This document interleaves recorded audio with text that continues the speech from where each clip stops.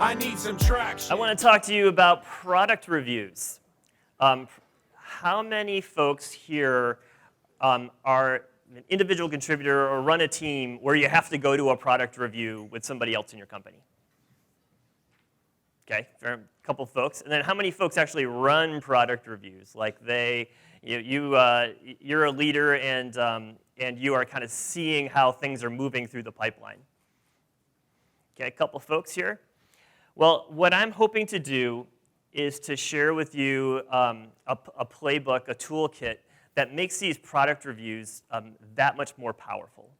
You know, done poorly, product reviews can be something that slows work down, creates lack of clarity, and actually disengages teams. Done well, it can be an enormously collaborative. It can be an enormously collaborative activity between a leader and teams. So let's dive in. The goal for how leaders engage and how teams work in a product review is really two things. How do you speed up process? Like, how do you be even leaner? And then, how do you innovate that much faster? That's probably the shared goal of the team and the leader running a product review. But if you've ever participated in this kind of thing, there's a lot of reasons that this can go wrong. If anybody who's participated in a product review where it's kind of hasn't worked out that well, can you shout out why that happened? Do you have a sense? Very shy people here. What's that? Yeah, okay. So maybe trying to do too much, lack of clarity of what we're actually trying to accomplish that's the most important. Anything else? Yeah, lots of opinions, right? Lots of opinions that might actually be grounded in something like a customer insight. That stinks. So, when I kind of see product reviews fail, interactions between leaders and product teams fail, it's usually because there's a lack of clarity. And what that looks like is it's a breakdown, because clarity really drives velocity and innovation. And kind of break that down into a few spots. You know, in a product review done well, there's a lot of clarity on where the team is in that specific moment in time. Secondly, there's clarity and expectations between a leader and a team of what the leader's expecting walking into the room, and then what the team is expecting to show so they can get a good decision to speed up their pace. There's clarity on fidelity. What the heck am I actually looking at? And is this raw thinking, or is this the final product? There's lack of clarity around feedback and actions. If I do get a bunch of opinions, do I have to actually act on it, or can I just ignore it? And then lastly, the clarity on what the leader's role is when they're actually running a product review. There's some things that make them go terribly, and there's some things that make them go well. And I say all this from two perspectives. One is, from the leader's perspective, you can drive velocity, you can create innovation collaborating with your team, and you can also build capability on your team, because product reviews can be a fantastic coaching tool. But also, if you're a person who has to present, if you're a person who is showing the CEO your stuff, this little toolkit that we're going to explain is a great way to set the stage, maybe even teach them how they should be interacting with you as you're creating your product. So I'm going to go into each of these. Clarity on where the team is. I've seen many times teams come in and they're really early, but some of the things that they show make a leader think that they're kind of further along, and there's a mismatch. There's all kinds of questions that are yeah, have you thought about this? Have you thought about this? Have you thought about this? Maybe solution. But really, the team is just gotten some of their research started. So clarity on where the team is kind of matters. And this is the product sequence that we use at Asana. It's called the double diamond. Anybody ever heard of it before? It's like human-centered design. And basically, there's a couple cool things about it. First is you talk about the pains, identify the pains before the solutions. All good products start this way. Also, it's got some diverging lines and some converging lines, and those represent the efforts to go broad, understand pains really super well, and then go narrow to like really narrow in on a specific pain point for a specific target customer you're going to solve well. Then go broad and brainstorm all possible solutions so you don't leave anything on the table, and then narrow in on an MVP or a V1 that you ship, and then iterate. Okay, but like there's a lot of span in there, and you could have a mismatch that would make a product review go really poorly if you're not clear. So I actually, for the longer projects that run in our team, maybe a 6-monther, these are the times that teams check in with me. I want to see when they've gone and learned about the pain, when they've identified a target customer, when they're writing their spec, as they're designing the product, and then I want to be the quality bar as they start to launch. Kind of seems like a bunch of things, but if you're talking about a 6-month project, it's not really that many check-ins, and like the leaders on my team combine some of these sometimes. But the key here is that we have a shared language of where teams are. Teams sign up with me and they say, hey, I'm at Solutions Kickoff right now. Fantastic, I know exactly what that means. I'm going to share that with you. That's clarity on expectations. For each place, now that we've said, hey, we're in spec review, we're in design review, I set expectations. I publish ahead of time what I'm expecting teams to come in with. That makes for a very rich conversation. And it also teaches teams how to build good product because I've already articulated what the thinking is I expect from them. And what that looks like is, hey, here's Asana. Does anybody use Asana here? Right. That's great to see. So here's Asana, just super quick. It's a tool for teams who are sick of tracking progress in spreadsheets and then going and counting noses on all the status of people and what they're doing, and then creating a spreadsheet or a PowerPoint slide about it, and then going to a status meeting that sucks, and then having to throw away all that work at the end because the status meeting and the PowerPoint is out of date. Asana helps you understand who's doing what by when. It gives you a lot of clarity around all the pieces that are coming together for a project, and it's just like a better way of running projects and how teams work together. So that's my Asana ad. Here's Asana. But you notice here, these section headers, that's the phases in the product toolkit that I laid out. And in each of these, I've pre-published the questions that I'm going to ask the team when they come in and see me. I've also published some tools and tactics, some like templates that they could use. And I show previous examples of when teams have cranked it out of the park. It's now like a learning tool for teams to do great work. So for example, like you can see in the key questions that I published in inside of each one of these. And I'll go through them in like just a touch of detail. Here's another tactic around like really being clear around expectations. This is like the simplest, dumbest slide possible, but it's enormously powerful. Most teams get off the rails when building product because they forget what they signed up to do, or their team is misaligned around what they signed up to do, or there's a lack of clarity between them and the leader. The leader's mind might have like moved on. So if you kind of like start out with product review with something as easy as this, your one sentence, imagine a world where, your customer pain, which to me is I am a blank who's trying to blank, but can't because blank, which makes me feel blank. Compartmentalized customer pain point that's unique.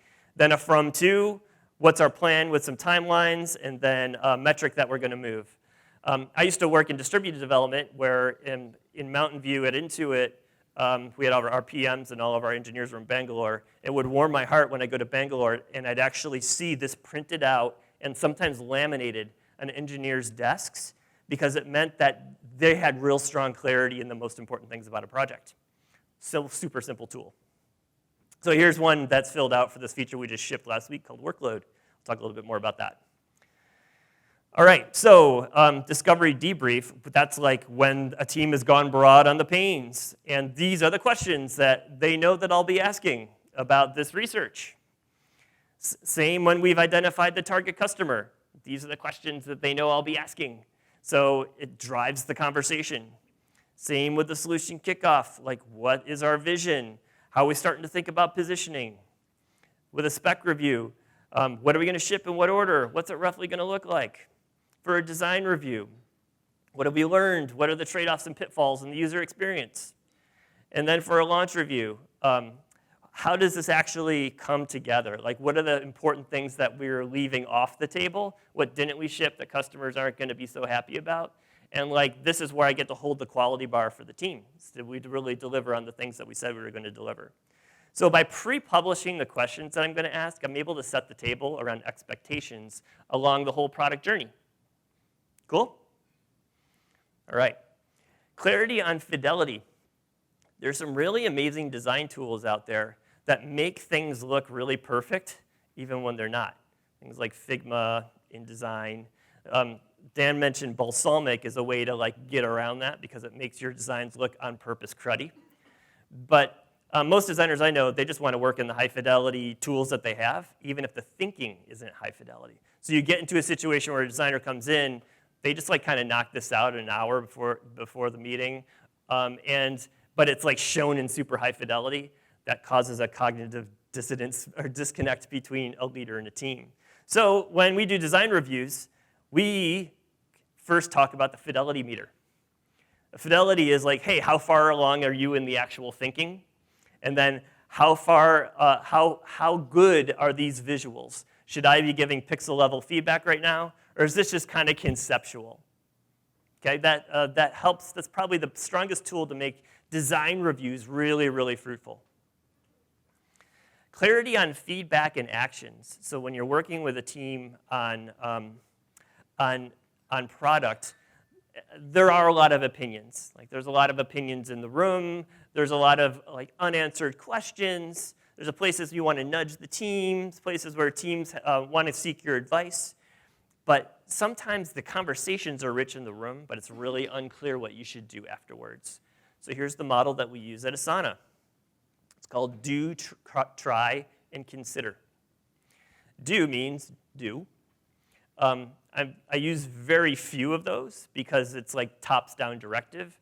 Teams are closer to the customer pain than I am.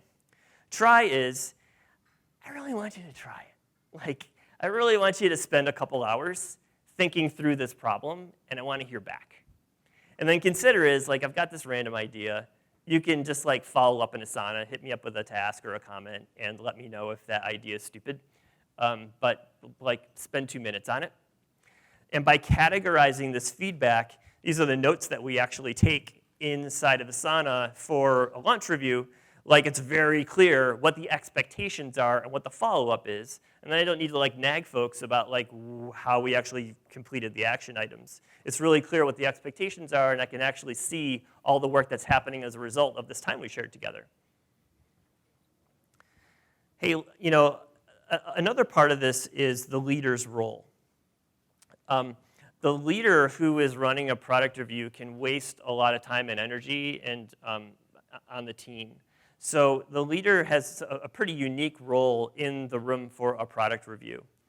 You know, the first thing I'd say is if you're a leader and you're really trying to engage, like, hey, how well did we deliver on this customer benefit that we were solving for? How great is the product? Are we making the right decisions? You can very quickly run out of time by talking about process. So I wouldn't let any process stuff enter the room. Talk only about content. And in Asana, we do that because we track our high-level company objectives. There's 10 of them. But then you can drill into like what each project team is actually working on. So here's our first experience, our NUX, new user experience team. They just like update their KRs. They update their plans inside Asana. And I read these. And then I don't have to ask where we are. And we can just dive in and talk about design and not talk about how we can accelerate milestones. You know what I mean? The second thing is gardening. So I have a fairly, for the Valley, I have a fairly large product team. We have about 25 designers, we have about 25 PMs, and we have a leadership level. What product reviews help me do is build capability around leadership on the team. I call this gardening. So we have a product review. We take a look at the work. The work is the best evidence of how well a team is actually performing and functioning. And afterwards, we get together for 15 or 20 minutes. We're like, how'd that actually go? Why was that designer not saying the same thing as the PM? What's the disconnect there? Why aren't we making a connection between this and this other thing that the company's doing? Why is this team working in a silo? Gardening is like how we work together as a team to group problem solve, make teams more collaborative, and I can coach based on exactly what we just saw so that what we call our pillar leads, the product leaders, are better able to coach their teams on the actual product deliverables. So we're able to do that by examining the body of work we just saw in the product review. Second is the product leader has a big role here in inspiring teams to do great work. And if a product team kind of walks out of a product review and they're not charged up, then the leader's failed. I know like Steve Jobs kind of got this like mantra about being like a super tough guy and swearing and making people feel bad. That, in my experience, that almost never works. Like that never just gets to a great result. Even if there are some things that were missing that you expected, really, like your job is to put wind in the sails of teams. So it's like, man, you're working on a really important customer problem. And the vision that you've got for your product is really, really inspiring. I'm personally inspired by it because I felt that pain point before. But I think there's a couple of things that are in our way of achieving the best we could possibly be. It seems like these couple of things about our design aren't as refined as they could be. And I'd love to get a couple more customer insights around how we're tackling this problem. Instead of like, the designs suck and you guys don't know what you're talking about. In the inspiration point, that is a force multiplier for a leader who's running a product review to get teams to perform really well. So that's, my view of like how clarity of expectations, leadership role, process, what you should do in the room versus not, how they actually drive better results for customers. And this is our process that we use, but you can have your own. And it's great to define what that actually is. I just wanted to share how this worked for a feature we just shipped on August 1st. It's called Workload. When we spun up this team, we said, hey, create a tool for managers to be able to better distribute work across their teams. And if the team had just like gone and rocked on that, then we would have created a cruddy tool. But because we put pain before the solution, because we did some deep customer research, because we looked at the problem together in product review, we discovered some amazing things. Like, you know what? The biggest pain point isn't actually about the manager. It's about the employee. A bigger pain point than a manager not being able to distribute work is employee burnout. 80% of employees, based on a survey we did after we got some of these insights, have felt burnt out in the last 6 months. Employees who are burnt out leave their jobs. Also, 93% of folks who we surveyed said that they're more efficient at their job than their peers. There's like a lack of clarity and transparency across teams of who's doing what by when and how much output's actually being done. That's a big problem. That was a great discovery along the way. So like that discovery made us design the feature differently than the first mandate. And then we actually, in design reviews, thought a lot about these waves. The UI here is articulated by like how many tasks or how many hours people are working. And I wanted to work with the team. We just thought about the waves of life at work. You've got times where you're like having real struggles with work-life balance. Then you've got troughs maybe where you're bored. You've got times where you're way decked out in terms of how much you can accomplish, and your other folks on your team aren't doing as much, and how that actually feels. And then we created a UI construct where a manager can drag and drop different tasks and validate and redistribute amongst their team, and the waves start to decrease in size of their peaks and troughs in the UI. So in the UI, solving the customer pain that we decided was the bigger pain around burnout.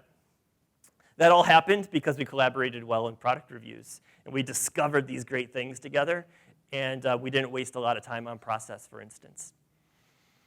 So for me, great product reviews are really are effective when you've got a process and you know what you're talking about each time. It's very clear what you expect as a leader, and when teams come in, they've done the rigorous thinking ahead of time, so you can dive in. It's clear what fidelity you're actually looking at, which is a danger right now given the design tools that are out there. You're clear on expectations around feedback. Do try consider. And then the leader is really clear on their role about using product reviews as a great way to coach and a great way to inspire. I'm open for questions. Thank you very, very much.